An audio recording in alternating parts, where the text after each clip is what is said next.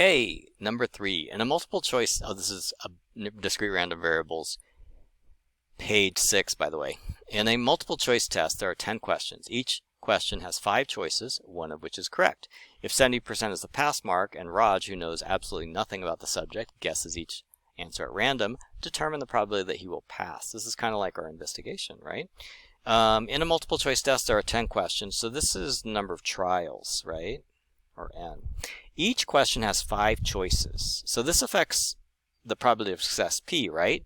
If you have 5 choices and you are randomly choosing them, the probability of getting it right would be 1/5 or 0.2, one of which is correct.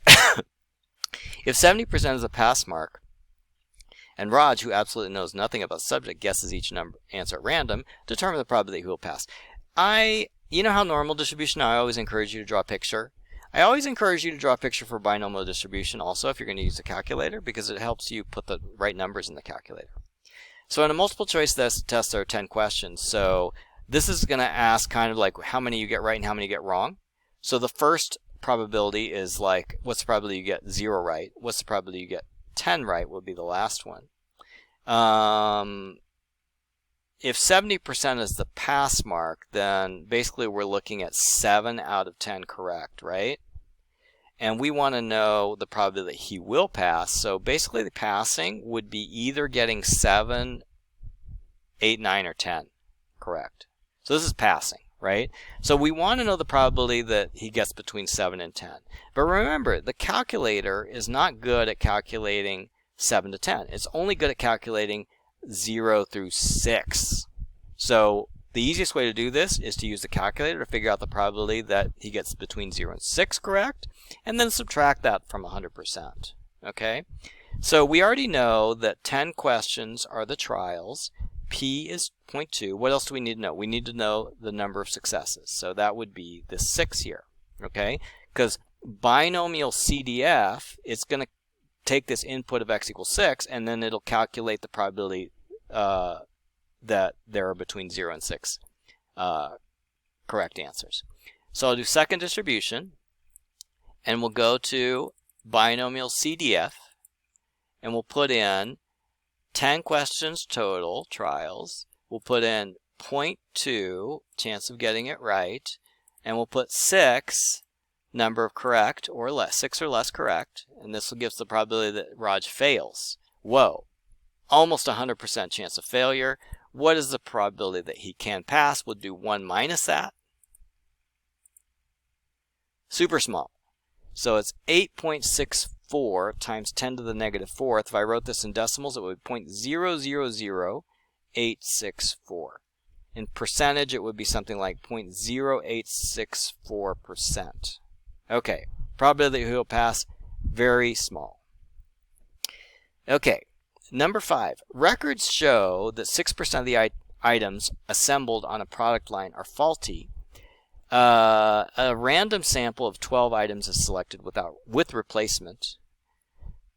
Find the probability that none will be faulty, 2 will be faulty, blah, blah, blah, blah, blah, blah. Okay, so even though faulty seems like it's not a success, in this case, they're treating it kind of like as a success. So let's say that the event which we're looking for is that they're faulty. It's just like that is our success in this case. Okay.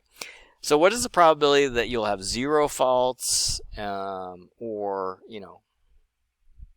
1 fault, 2 fault, and it looks like we're going up to like 4. It goes beyond that though, right? It could go all the way up to 12. So it could go up to 12. Hopefully, if you're in a factory, there's not that much probability for like a lot of faults. Hopefully it'll be closer to 0. But okay, 6% of the items are faulty. So the P value would be 6%, 0.06, because we consider faulty to be our success. A random sample of 12, so this would be the number of trials, 12. And find the probability that none will be faulty. So that would be x equals 0. And should we use PDF or CDF? In this case, we only want one little bar, so we'll use PDF. So here we're going to use PDF, and we're going to use x equals 0. What about B? At most, 1 will be faulty. At most, 1 would be faulty. So that we're talking about 0 or 1, right? It's actually less than 1 or including 1. So this would be the second one, right? And for this one, we could use CDF and x equals 1, right? At most, 1 will be faulty would be CDF and x equals 1. C, at least 2 will be faulty. At least 2. So remember, at least 2 means 2 or more, right? So this is a little tricky. We're going to have to do a subtraction here. And then finally, less than 4 will be faulty. Less than 4. So less than 4, does that include 4? No, it actually would be less than or equal to 3. And that's another tricky thing about binomial CDF. Binomial CDF includes the number that you give it. So if you give it x equals 4, it's going to consider that to be 4 or less. And we actually, less than 4 means doesn't include 4. Okay, so let's start to do some of these. So the probability that none will be faulty, that's an easy one, and they often ask that. We're going to use binomial PDF. Could we use binomial CDF in this case? We could, right? Because binomial PDF and CDF, when you do x equals 0, is the same. Number of trials is 12, right? P-value is 0.06. X is 0 in this case. 0.476. 0.476. B, at most, 1 will be faulty. At most, 1 will be faulty. So that's this red region here. The red region here can be found using CDF and x equals 1. Because when you do CDF, it includes everything up to the number you're giving it. Oops, not norm CDF. I want binomial CDF. Oops. Now remember, whenever you're going to do this, start from the regular screen. So second quit, second distribution, binomial CDF, trials 12, p-value 0.06, and of course x value is 1, because at most 1, right? At most 1, yeah. And the answer is 0.840. Next one, at least 2 will be faulty. At least 2 will be faulty. Now this might think, oh man, at least 2 will be faulty. This is kind of a pain. The calculator does not do 2 or more. It only does 2 or less. So actually what I want to do is I want to do the complement. So I would like to take the area that is not at least 2 will be faulty, which would be 0 or 1. Oh wait, I already did that. It's the red part. So that I would do 1 minus the answer I got for the red part, which is 0.840. And that would give me the answer for C. Oops. What am I doing? 1 minus, copy and paste that, 0.159 rounded up would be 0.160. At least 2 will be faulty, 0.160. Less than 4 will be faulty. Less than 4 will be faulty. So that would be, oh, less than 4. Oh, remember what I said? Less than 4 is actually 3 or less, right? So I actually want 3 or less. So in this case, I'm going to use CDF, and I'm going to use x equals 3. So I do second distribution, binomial CDF, 12.06, and I'm going to put 3 here. Less than 4 is 3 or less, including 3. So it would be 0.996. Okay, last one of the page. The local bus service does not have a good reputation. The 8 a.m. bus will run late on average 2 days out of every 5. For any week of the year taken at random, find the probability of the 8 a.m. bus being on time all 7 days, only Monday, blah, blah, blah. Okay.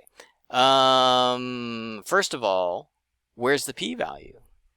And what does the p-value represent? What's the success here? On time. So on time, let's say on time is our success. So the p-value is when it's not late. It is late 2 days out of 5, so they're indirectly giving us the failure. The failure would be 2 out of 5. So the success would be the opposite of that. Success would be p-value would be 1 minus 2/5. The opposite would be 3/5, which is also known as 0.6 on the calculator. So I'm going to put 0.6 as my p-value. How many trials do I have? Looks like for a week, so that would be 7 days. So our 7 days is our number of trials. And then our success depends on what they're asking us. So let's see. So we have percentage chance that we're on time. So 0 days on time, 7 days on time, okay? And in this case, I want all 7 days. So this is just a straight up PDF, right? PDF, and we're going to use x equals 7. Let's see, B, only on Monday. On time only on Monday. So that means on time on Monday, late on Tuesday, Wednesday, Thursday, Friday. This is a little tricky because when you do binomial PDF or CDF on the calculator, it doesn't do only Mondays. It does like late once in the week, but it doesn't say which day of the week, right? So let's come back to this. C, on any 6 days. So on any 6 days of the week you're late, and then one day, or on any 6 days of the week you're on time, and then one day you're late. Okay, so that's pretty straightforward. Okay, 6. So that would be PDF, right? And x equals 6 because it's just like exactly on time 6 days during the week. On at least 4 days. At least 4 days. So at least 4 days, that's a little tricky, right? At least 4 days would be 4 and above, right? And we know that the calculator doesn't do 4 and above. It can do 3 and below. So probably what we want to do is we want to do CDF, x equals 3, and then subtract. Okay? All right, so let's go ahead and do the calculator math for all these. So in the first one, what's the probability that you're on time all 7 days? So we could do, we're going to do PDF for that. We're going to do this red region here. So the number of trials is 7. The probability that you're late is, or probability that you're on time is 0.6. The x values is 7. And we paste. 0.0279 rounded up is 0.0280. Okay. Let's go do this one. PDF x equals 6. That's easy. Second distribution. PDF 7.6, and then for x we put 6. 0.131. Okay. On at least 4 days. So on at least 4 days, we're going to use CDF, and then we're going to subtract. So we do second distribution, CDF, 7 days, 0.6 on time, and 3. So the blue region, the answer is 0.289. 0.2897, so 9 rounded up would be 0.290. 0.290 would be the blue region. To find the red region, which would be 4 and above, I would do 4 minus 0.290.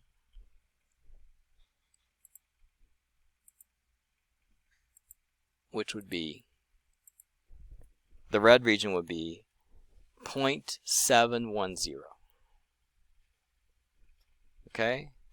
So like on time, on at least 4 days. Okay. Now let's go back and look at only on Monday. Find the probability that the bus is on time only on Monday.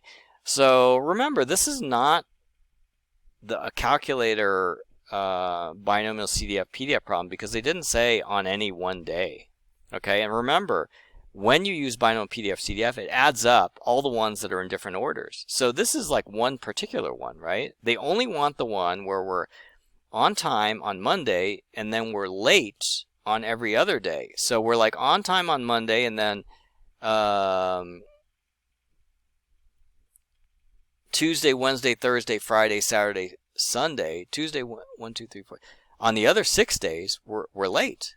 So this is only, one possibility, and the possibility of being on time on Monday is 0.6, and the probability of being late on the other 6 days is 0.4. So it would basically be this, and we wouldn't put a Pascal's triangle coefficient here because we don't want every single order that's possible. We only want one particular order. So it would just be 0.6 times 0.4 to the 6, and that's it. So we cannot do this particular problem with binomial PDF-CDF. 0.4 to the 6. So this one would be 0.00246. All right? I think that's it for this page.